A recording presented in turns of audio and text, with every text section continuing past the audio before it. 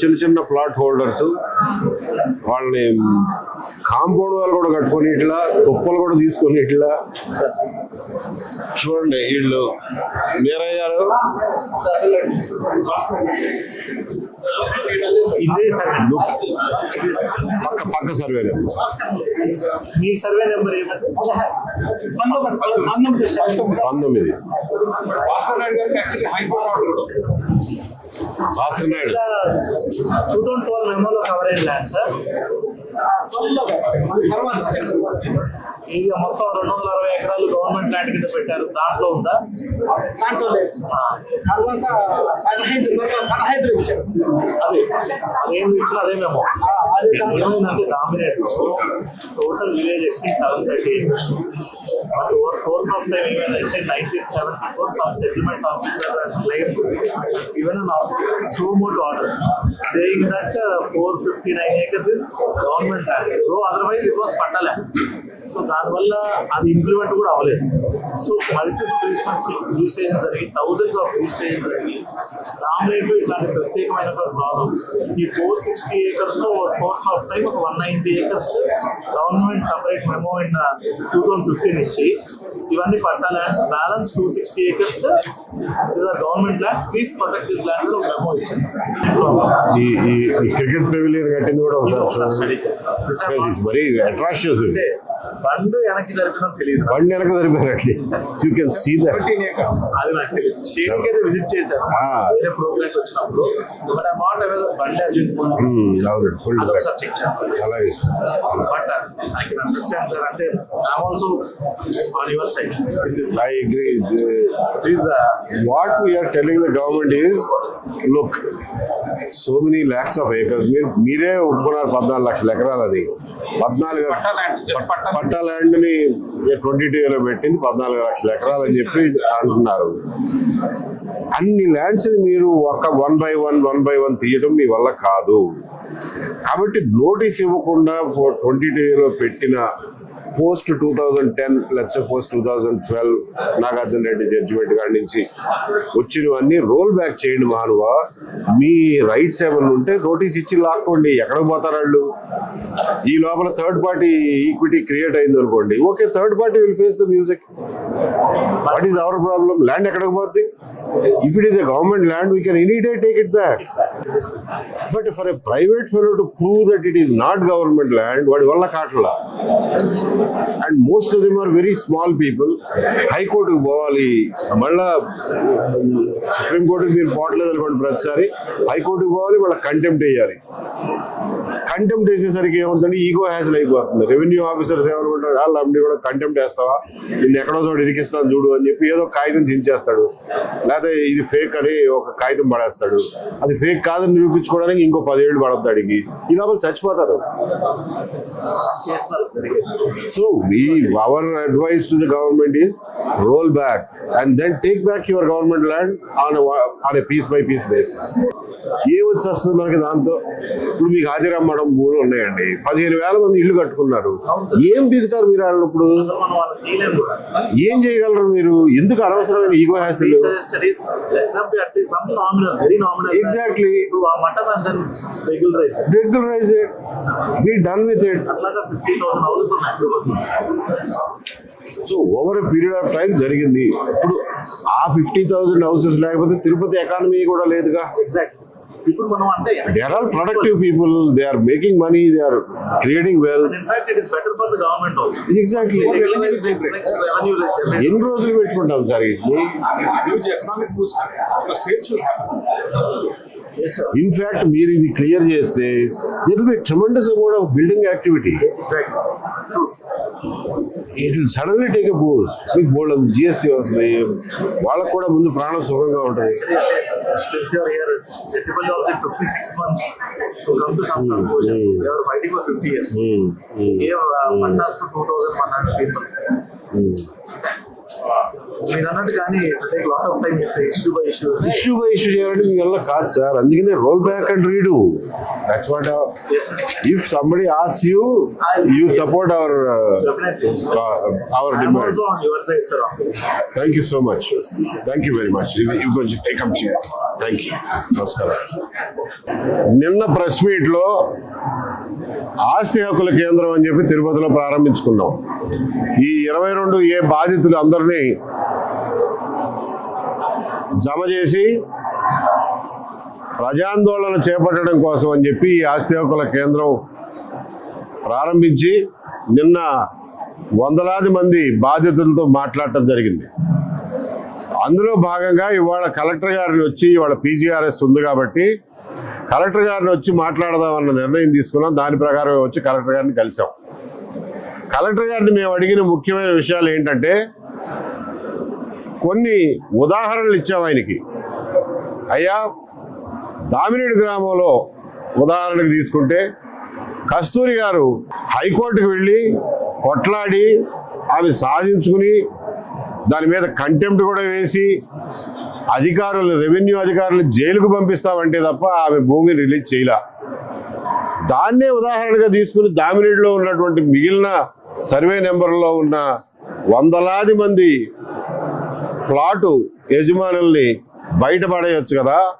అంటే ప్రతి ఒక్కళ్ళు, ప్రతి బక్క ప్రాణి హైకోర్టుకి వెళ్ళి ఆర్డర్ తెచ్చుకుని అది మీరు ఇంప్లిమెంట్ చేయకపోతే కంటెంప్ట్ ఆర్డర్ వేసుకుని ఇట్లా సంవత్సరాలు లక్షల ఖర్చుతో గడపాల్సిందేనా అని చెప్పి ఒకటి ఆయన దృష్టికి తీసుకెళ్ళాం. రెండవది ఆయనకి చెప్పింది, అక్రాంపల్లి గ్రామంలో సుబ్బారెడ్డి గారు ఇలాంటి వాళ్ళ ప్లాట్ల విషయంలో జరిగినటువంటి అన్యాయం.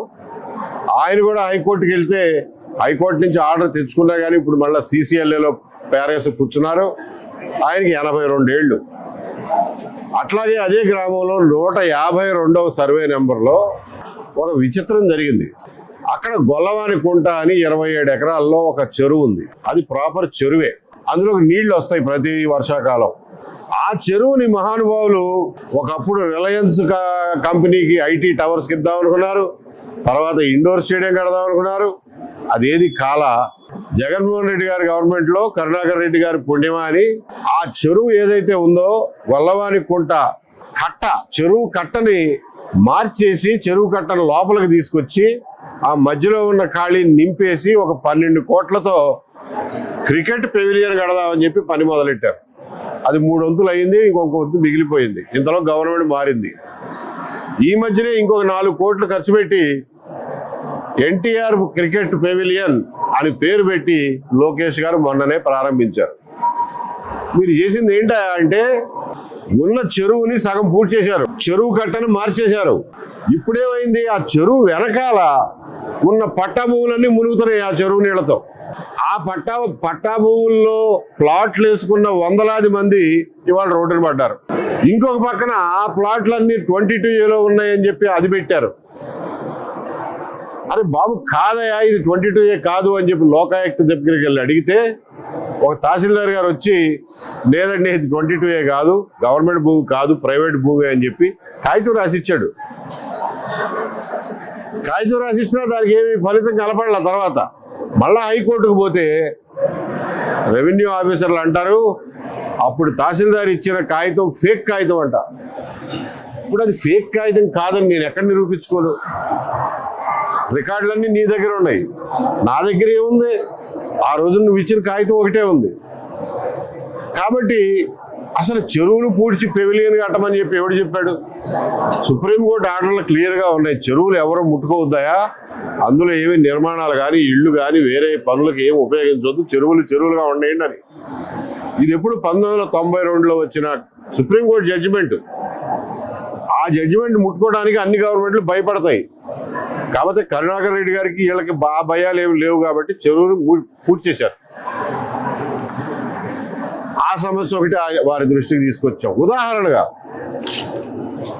అలాగే ఆయనకి చెప్పాం, అయ్యా మీ గవర్నమెంట్ లెక్కల ప్రకారమే 14 లక్షల ఎకరాలు ఈ రోజున 22Aలో పెట్టారు పట్టా భూములు అని చెప్పి గవర్నమెంట్ వాళ్ళే చెప్తున్నారు.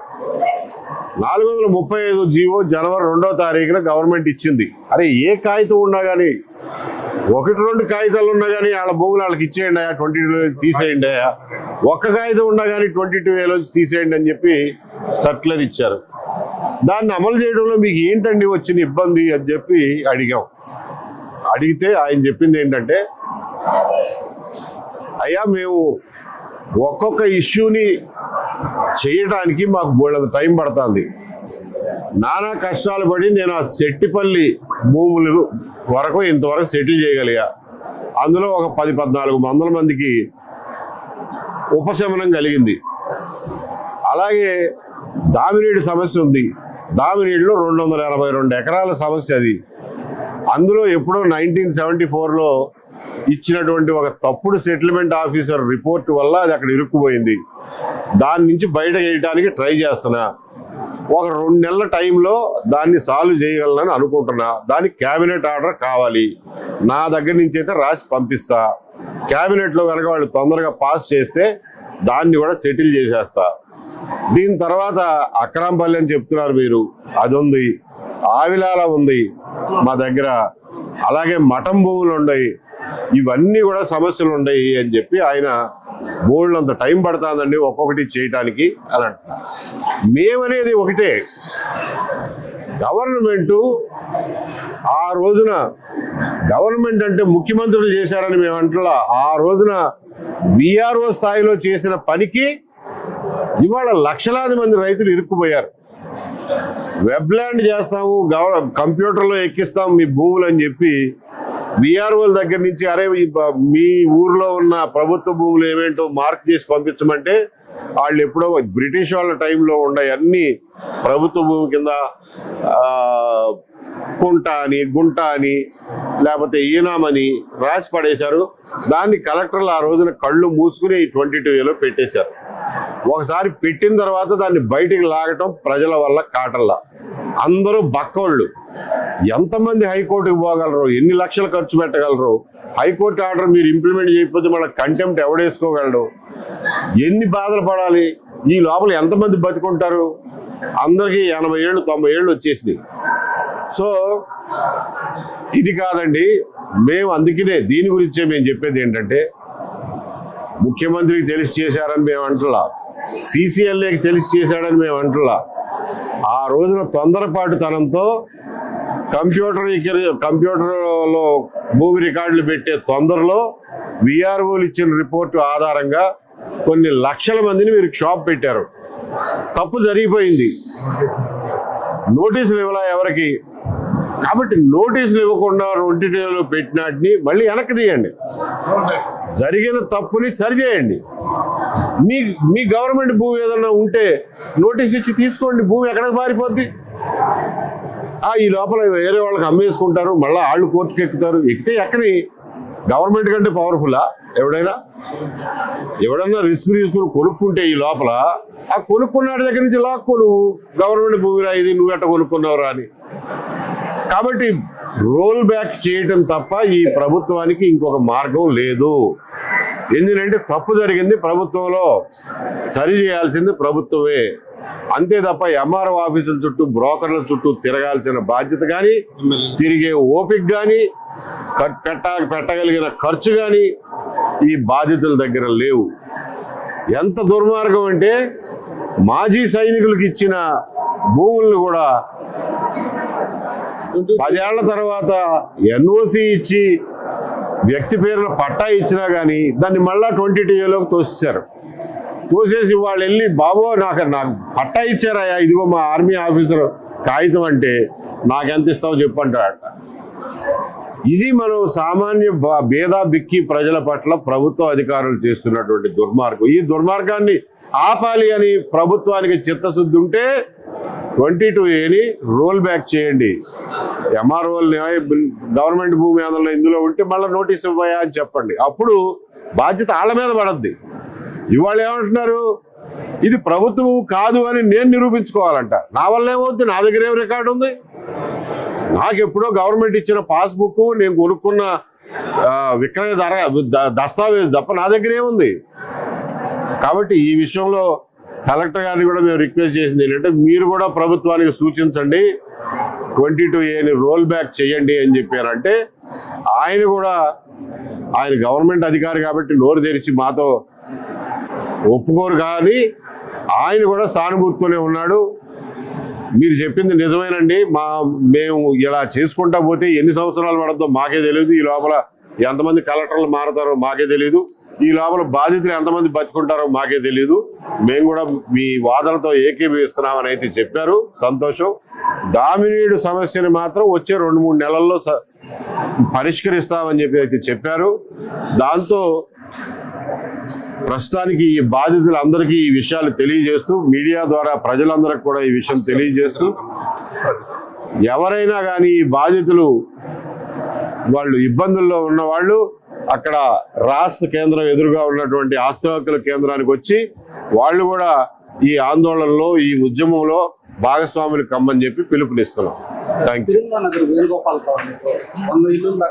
మా దృష్టిలోకి రాలేదండి. మా దృష్టిలోకి వస్తే మేము ఏరియా వైజ్ టేకప్ చేస్తాం. పేదలకు ఇచ్చిన డీకేటీ భూములన్నీ ఫ్రీ హోల్డ్ పడిపోయినాయి సార్, వీటి గురించి ఏమన్నా సార్? అది వేరే విషయం. మేము సూత్రప్రాయంగా చెప్పేది ఏంటంటే, డీకేటీ పట్టాలు అసైన్మెంట్ ల్యాండ్ ఇచ్చారు అని అంటే దాని మీద అమ్ముకునే హక్కు లేకపోతే అది ఆస్తే కాదు. అమ్ముకునే హక్కు లేని ఆస్తి అసలు ఆస్తే కాదు. కానీ పేదలకు ఇచ్చారు, ఒకవేళ ఎమ్మటే అమ్ముకొనిస్తే వాళ్ళు పాడు చేసుకుంటారు అన్న ఉద్దేశం ఉంటే 7 ఎకరాలు 7 సంవత్సరాలు 10 సంవత్సరాలు 15 సంవత్సరాలు లిమిట్ పెట్టి 15 సంవత్సరాల తర్వాత అమ్ముకునే రైట్ వాళ్ళకి కలగజేయాలి. ఎందువల్లంటే, ఫర్ ఎగ్జాంపుల్, నేను పేదవాడిని, కూలి పని చేసుకునేవాడిని, నాకు గవర్నమెంట్ 2 ఎకరాలు అసైన్ ల్యాండ్ ఇచ్చింది. నేను కష్టపడి అందులో 4 మొక్కలు వేసుకుని ఫలసాయం తీసుకుని నా పిల్లల్ని చదివించుకున్నా. పిల్లలు బయట ఉద్యోగానికి పోతున్నారు. ఉద్యోగానికి పోతుంటే వాడికి పెళ్లి చేయడానికో లేదా పై చదువులకో నేను డబ్బు సర్దుబాటు చేయాలి. ఈ ఆస్తి అమ్ముకోలేకపోతే నాకు ఎందుకు ఈ ఆస్తి? అంటే నా కొడుకు కూడా చదువుకున్న నా కొడుకును కూడా ఈ 2 ఎకరాల మీదే బతకమంటారా? అంటే మేము తరతరాలుగా ఈ 2 ఎకరాల మీదే బతికేటట్టుగా ఉండిపోవాలా ఆ పేదరికంలో? కాబట్టి అది నైతికంగా కూడా సరైంది కాదు. ఎవరికైనా సరే అసైన్డ్ ల్యాండ్ డీకేటీ పట్టాలు ఇచ్చినప్పుడు 15 ఏళ్ల తర్వాత, ఒక తరం తర్వాత దాన్ని అమ్ముకునే హక్కులు ఖచ్చితంగా కలగజేయాలి. ఆ ఫ్రీ హోల్డ్ ఏదైతే చేశారో, వాటిని ఏదైతే ఇప్పుడు ఆపారో, వాటన్నిటినీ ఒకదాని తర్వాత ఒకటి రిలీజ్ చేయాలని చెప్పి మేము డిమాండ్ చేస్తాం.